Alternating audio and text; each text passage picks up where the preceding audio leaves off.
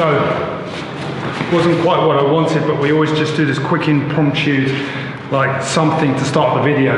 Basically, 3 ways to use your legs in a fight. If you're looking basically at getting into a clinching position, or a position where you've got control of the arms, it's a good opportunity to start thinking about using your legs.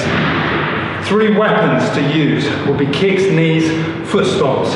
But more importantly, how do you set them up? Well, if I tied his arms up, and it's difficult for him to strike me, he's going to try to start to knee me, bang, into the groin.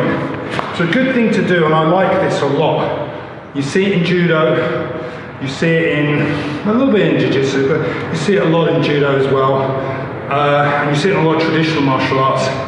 They do it in Wing Chun, for example, where you latch hold of the leg. And you can see how what I've done is I've turned my foot around the back of his ankle, and I've driven my knee into his knee.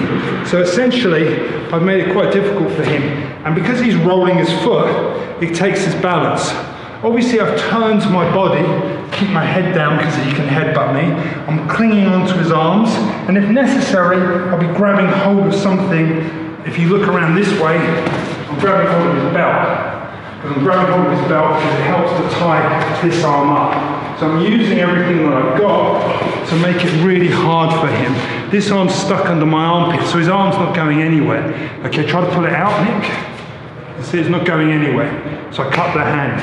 Now, when I'm in this position here, it's obvious that I can keep driving and try and put him down onto the ground, but I don't want to do that because I always say to my guys that if you go down on the ground, his mate's coming out of the kebab shop or the chip shop, because this is London, his soccer kicks you straight in the head, right? You don't want to be on the ground, especially if you've got loads of people, multiple assailants, okay? Or the guy's got buddies, as you say in the States, or friends, as we say in the UK. I don't know what the difference is, but either way, okay, it's someone you know. He takes his leg out. It's a natural thing for him to do. So as he takes his leg out from this position, boom, that is the opportunity for me to stamp onto his leg. Can you see? So I'll kick and I'll pull his head down at the same time because Nick's resisting the pressure on the leg. So if you feel like the guy's resisting and his leg's not moving, now he's relaxing because he's just been taught a lesson there. If he's resisting and you feel like, put pressure, resist the kick again. If you feel like the guy's resisting and the kick's not going to work, you snap down, boom, on the head. And what that does is it changes the whole situation straight away. Now, I keep heavy on his hips.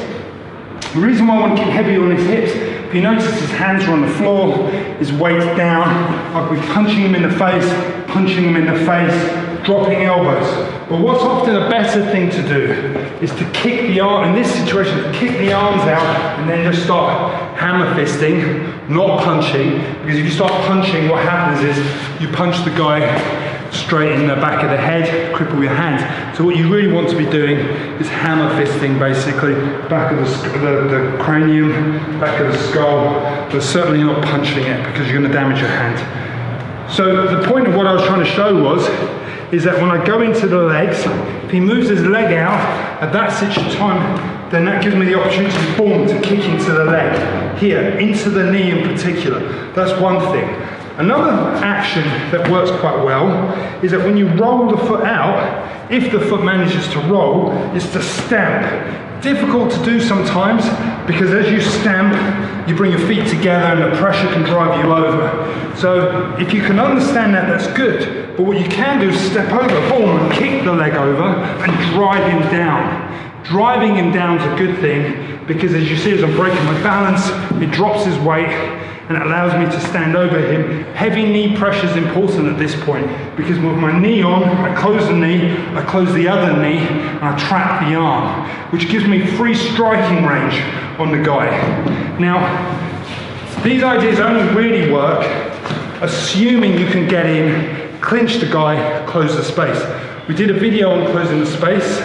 Try and check that out. But you've got to try to get in to control the person's arms because the guy wants to hit you. If the guy wants to hit you, then it's really important that you jam and control. But once you get to this range, the knee is the vulnerable area, so you try to attack the knee, okay, put pressure on it, kicking, stamping, anything it can do. So excellent ways to control the person's balance, but most importantly, if you take the knee, take the leg, difficult for them to strike, definitely.